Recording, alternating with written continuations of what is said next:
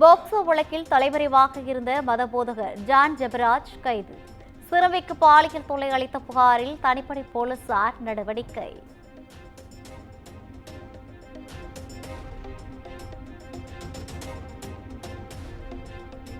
தமிழ்நாடு முழுவதும் உள்ள கிறிஸ்தவ தேவாலயங்களில் நடைபெற்ற குருத்தோலை ஞாயிறு பவனி. குருத்தோலை பவனி மற்றும் சிறப்பு ஆராதனையில் ஏராளமான கிறிஸ்தவர்கள் பங்கேற்பு.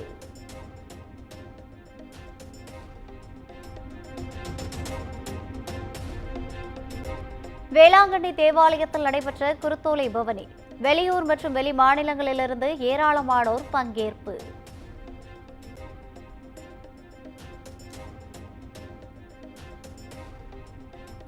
சென்னை சாந்தோம் தேவாலயத்தில் குருத்தோலையொட்டி சிறப்பு பிரார்த்தனை. 500க்கும் மேற்பட்டோர் குருத்தோலைகளை ஏந்தியபடி ஊர்வலம்.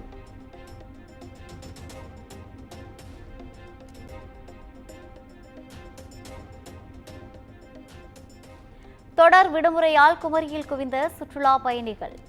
சூரிய உதயத்தை செல்ஃபி எடுத்து மகிழ்ந்தனர்.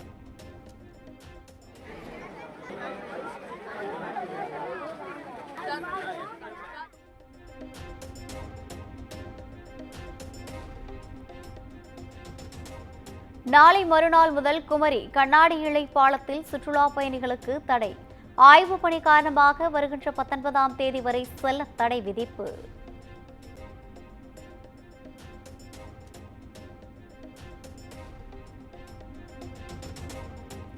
தமிழ்நாட்டில் நாளை மறுநாள் முதல் தொடங்குகிறது மீன்பிடி தடைக்காலம்.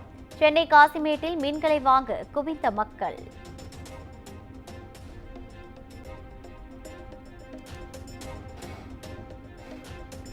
திருவண்ணாமலையில் பங்குனி மாத பௌர்ணமியை ஒட்டி லட்சக்கணக்கான பக்தர்கள் கிரிவலம். கிரிவலம் முடித்துவிட்டு செல்லும் பக்தர்களால் ரயில் நிலையத்தில் கூட்டம் அலைமோதியது.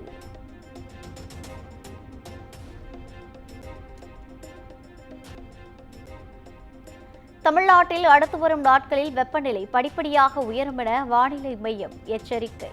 நண்பகலுக்கு மேல் முதியவர்கள், கர்ப்பிணிகள் வெளியே செல்ல வேண்டாம் என அறிவுறுத்தல்.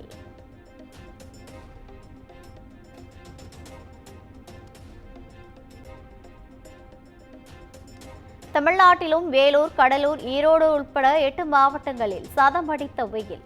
சென்னையில் அதிகபட்சமாக 103 டிகிரி பாரான்ஹீட் வெப்பம் பதிவானதாக தகவல்.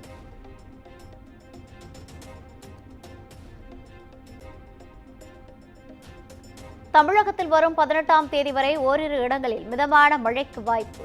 சென்னை வானிலை மையம் தகவல்.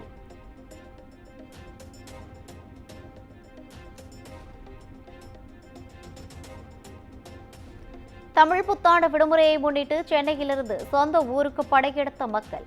கிளாம்பாக்கம் பேருந்து நிலையத்தில் போதிய பேருந்துகள் இயக்கப்படவில்லை என பயணிகள் குற்றச்சாட்டு.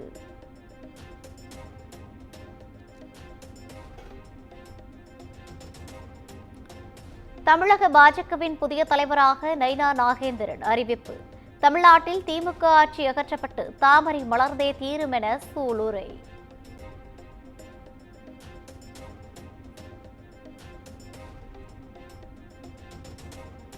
அண்ணாமலை மீண்டும் காலணி அணிய வேண்டும் என நைனா நாகேந்திரன் வேண்டுகோள். புதிய தலைவரின் கோரிக்கையை ஏற்று மேடையிலேயே மீண்டும் காலணி அணிந்த அண்ணாமலை.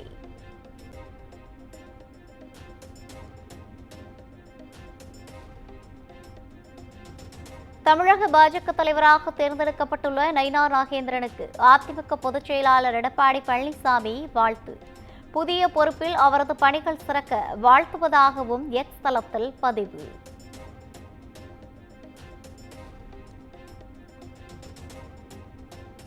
மதுரையில் கல்லூரி நிகழ்ச்சியில் ஜெய் ஸ்ரீராம் முழக்கம் எழுப்பிய ஆளுநர் RN ரவி. மாணவர்களையும் முழக்கமிடச் செய்ததால் சர்ச்சை.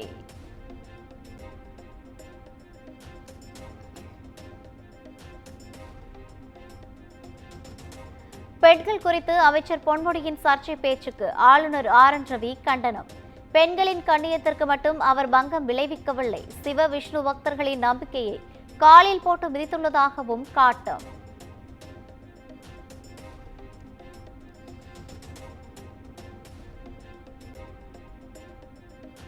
தேர்தல் கூட்டணி குறித்து இம்முறை யோசித்து நிதானமாக முடிவெடுக்கப் போவதாக தேமுதிக பொதுச் செயலாளர் பிரேமலதா விஜயகாந்த் பேட்டி. அமைச்சர் பொன்முடி விவகாரத்தில் முதலமைச்சர் உறுதியான நடவடிக்கை எடுத்துள்ளதாகவும் பாராட்டு.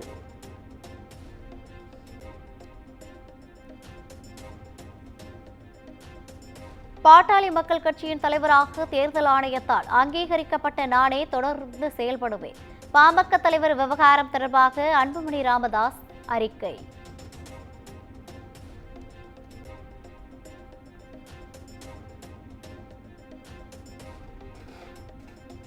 திருடன் நல்லவனாக மாறினால் அவனை மன்னிக்க மாட்டீர்களா? அதிமுக பாஜக கூட்டணி குறித்து முன்னாள் அமைச்சர் பொன்னையன் கருத்து.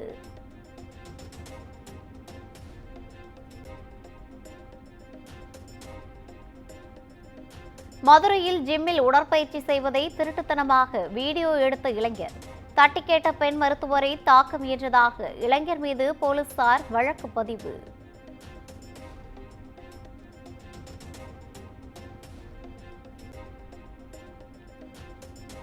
தொடர் விடுமுறை தினங்களை முன்னிட்டு குற்றாலத்தில் உள்ள அருவிகளில் குவியும் சுற்றுலா பயணிகள் நீண்ட வரிசையில் காத்திருந்து குளித்து மகிழ்ச்சி.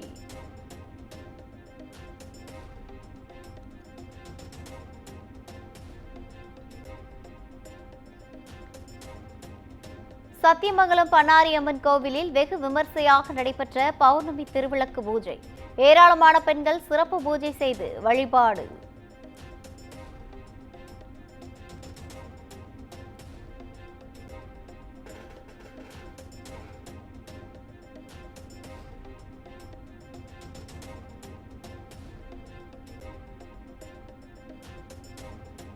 தேனி அருகே தனியார் பள்ளி நிர்வாகத்தினரிடையே மோதல். இரு பிரிவினர் மாறி மாறி தாக்கிக் கொண்டதால் பரபரப்பு.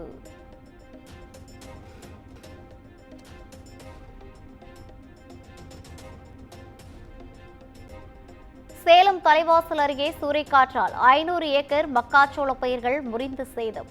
உரிய இழப்பீடு வழங்க விவசாயிகள் கோரிக்கை.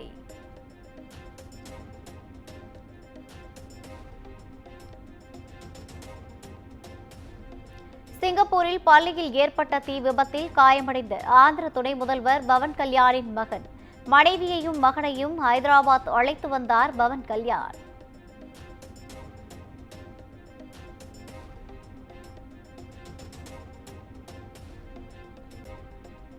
சோனியா காந்தி ராகுல் காந்தி தொடர்புடைய நேஷனல் ஹெரால்டு வழக்கு. 661 கோடி ரூபாய் சொத்துக்களை கையகப்படுத்த அமலாக்கத்துறை நோட்டீஸ்.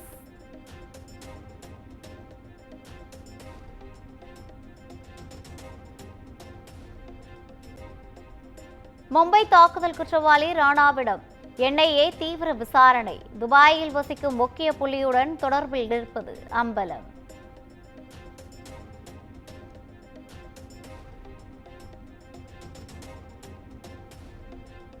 மேற்கு வங்கத்தில் வக்ஃபு திருத்த சட்டத்திற்கு எதிரான போராட்டத்தில் 3 பேர் உயிரிழப்பு. சம்பவம் குறித்து போலீசார் வழக்கு பதிவு செய்து விசாரணை.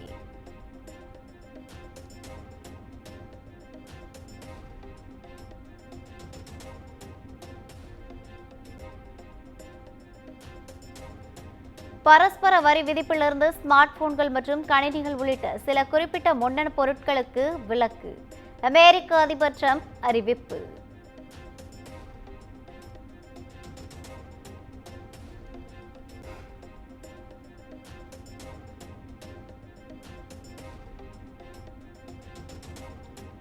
உக்ரைனில் உள்ள இந்திய நிறுவனத்தின் மருந்து குடோன் மீது ரஷ்யா ஏவுகணை தாக்குதல். குழந்தைகள் மற்றும் முதியவர்களுக்கு தேவைப்படும் மருந்து அளிக்கப்பட்டதாக தகவல்.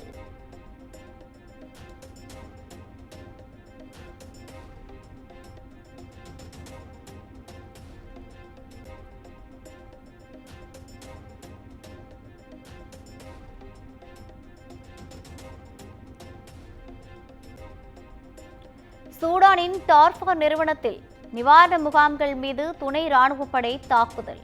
20 சிறுவர்கள் உட்பட 100க்கும் மேற்பட்டோர் உயிரிழந்ததாக தகவல்.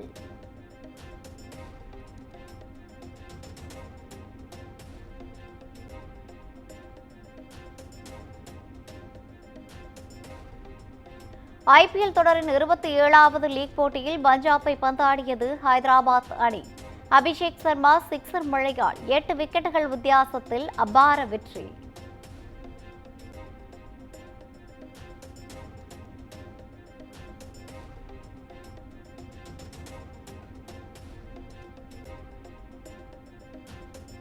ஐபிஎல் தொடரின் 28வது லீக் ஆட்டத்தில் Rajasthan Royals, Royal Challengers Bengaluru அணிகள் இன்று மோதல். இரு அணி வீரர்களும் தீவிர வலைப்பயிற்சி.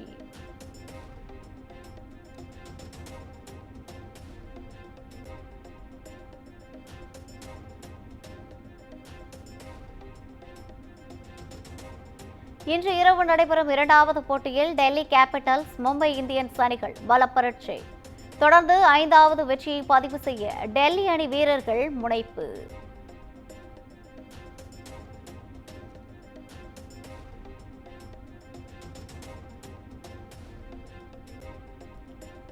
ஐபிஎல் தொடரில் பச்சை நிற ஜெர்சியுடன் இன்று களமிறங்கும் பெங்களூரு அணி. சுற்றுச்சூழல் மற்றும் இயற்கையை பாதுகாப்பதற்கான விழிப்புணர்வை ஏற்படுத்தும் நோக்கில் முன்னெடுப்பு.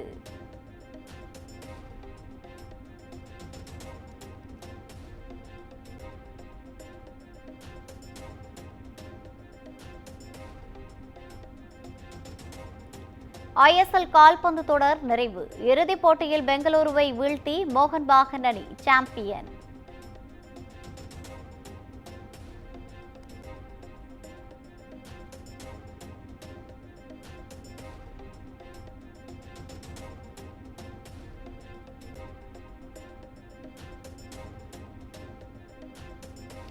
ஐஎஸ்எல் கால்பந்து தொடரில் சாம்பியன் பட்டம் வென்ற மோகன் பாகன் அணிக்கு 6 கோடி பரிசுத் தொகை.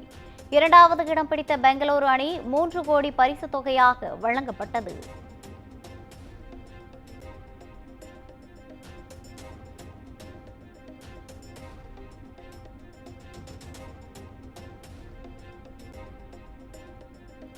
மொனாக்கோவில் நடைபெற்று வரும் மாண்டி கார்லோ டென்னிஸ் தொடர் இறுதிப் போட்டியில் முசண்டி அல்காரஸ் பலப்பரட்சை.